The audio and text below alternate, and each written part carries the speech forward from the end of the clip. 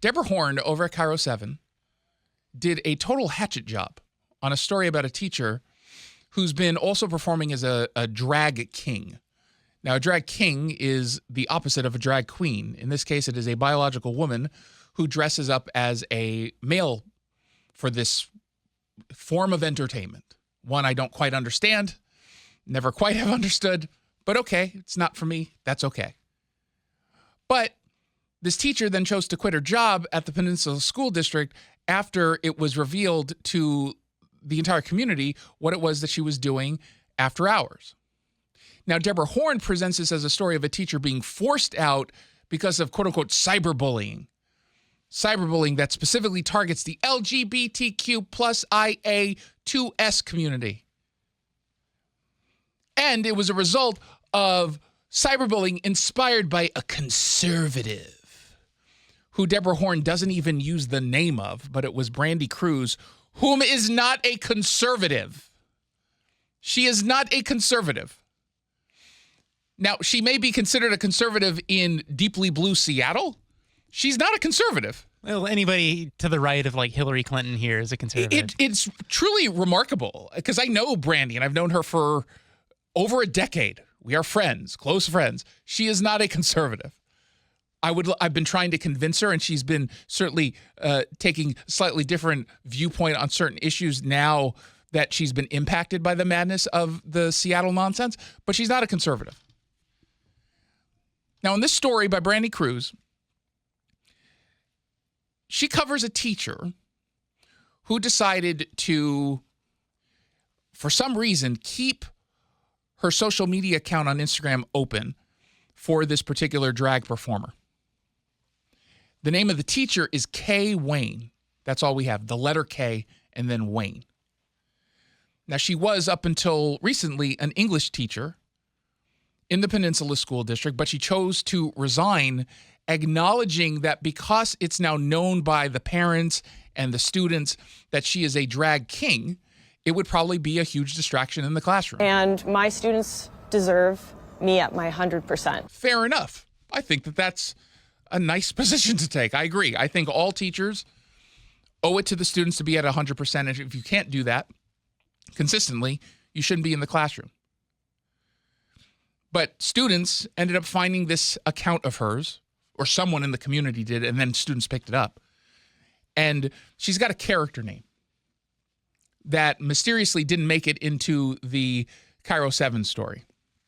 Not even referenced as a name we can't say on television if we were to say it all the way through. Now, if you can't say the name of a character that the drag king is named on television, maybe don't act so surprised that there's a controversy.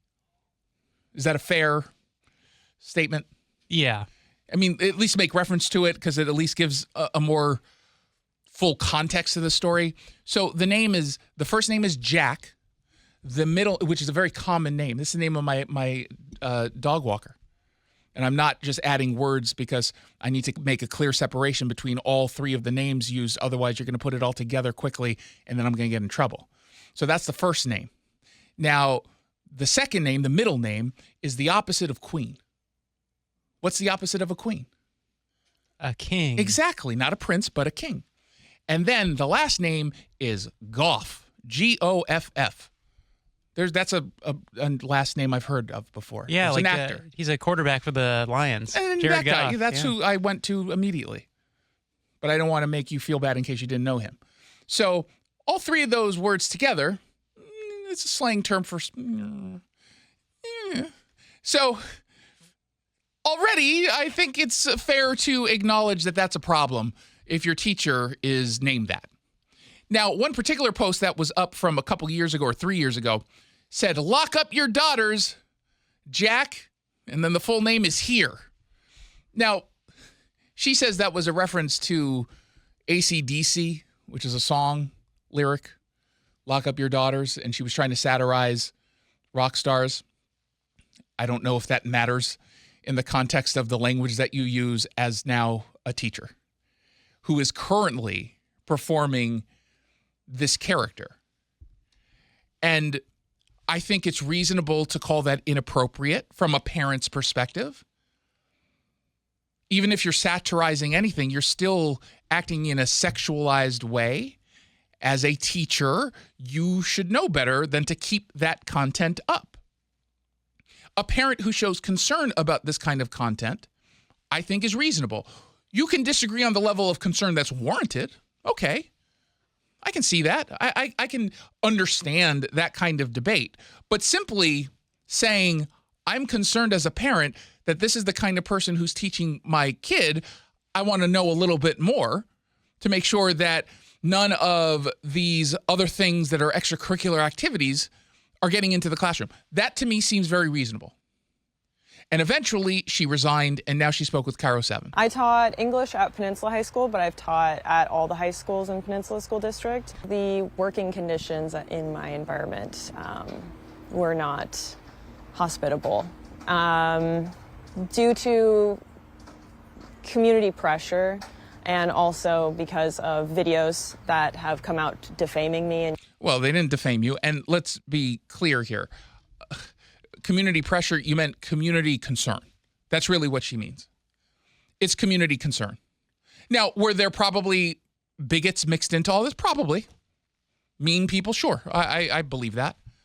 But I'm not going to pretend that anyone bringing this up as a potential concern is somehow, quote unquote, pressuring you from the perspective of the LGBTQ2IS plus community. I'm not going to pretend that there's a connection there. Not in the way that she is claiming. And I will say, in fairness to this particular teacher who is in this position because of her own actions, the district kind of did bring this on itself. The initial interview, I was very upfront about it. It was like, I need you to know that this is what I do on the side. Mm-hmm. This is very important to me. And like, if you don't accept this, then I don't want to work for you, frankly. Okay. Now that should have been on the district to say, okay, thanks. Nice to meet you. Sorry we wasted your time. You can leave now. Because, of course, we're not going to just be okay with any kind of conduct that happens outside of the school grounds on your own personal time. If we were talking about a police officer who, in his or her spare time, was doing a drag performance that was glorifying violence, I think people would say, a little bit of a problem. A little bit of if it was a DE&I consultant who was in blackface, I feel like people might say, well, that's a little bit of a problem. Now, does that happen often? I hope not. I don't think ever. But I do think it's reasonable to wonder whether or not the students would have anything to say about this. And of course, it's a Deborah Horn piece. So what does that mean, at least in one clip? She's going to inject herself into the audio. Yeah, unnecessarily. Yeah. And we'll hear more of her than we will of the person that she's talking with because she's trying to coach into giving an answer. She did speak with one high school student at Peninsula High School named Cole, and he actually had some pretty sane and reasonable advice. And so as far as you're concerned, you'd be fine if they came back? Yeah, I just think that online stuff should stay online. Maybe make your accounts private. Maybe make your accounts private. I have no problem if someone wants to have a personal life that maybe conflicts a little bit with the image that you want to uphold as a teacher or a police officer or as a professional in general. But you're going to have to keep that quiet. And if you don't like that, if you feel that that puts too many restrictions on your private life, I get that. I sympathize with that. Get it as a different job. That's the reality of being a teacher. There were a string of stories several months back about teachers whose students found out they had OnlyFans accounts. And I don't think we read a single story in which the teacher wasn't forced to resign or was fired. They were pushed out because you can't take seriously a teacher who's stripping for you on a webcam after you give them a $2 tip. I think that's how OnlyFans works. I like it. That's just, it's not going to happen, especially when we're talking about high schoolers. It's not reasonable then to assume that once you learn the name of this drag performer, that they're going to be able to be effective in the classroom. Sorry. That's part of the profession. And the folks who are the maddest here are the ones who go out of their way to ensure that if a cop who has an anonymous Twitter account and says things that they don't like, they'll out that cop and demand that that cop be fired. You can't have it both ways. At least in that case, the officers try to keep this private, but they want to engage in a political discussion just like you do. They get hounded and doxxed, and there are campaigns to get them fired. But when it comes to a teacher in drag with an inappropriate name, oh my God, this poor teacher is the victim of cyberbullying. I can't believe anyone would point this out. Sorry, no, you don't get a pass on that. And she shouldn't get a pass on that. But again, I'd like to hear from you. 1-800-465-8770. Weigh in. Did the parents and maybe concerned students go a little bit too far? Or do they have a right to be upset?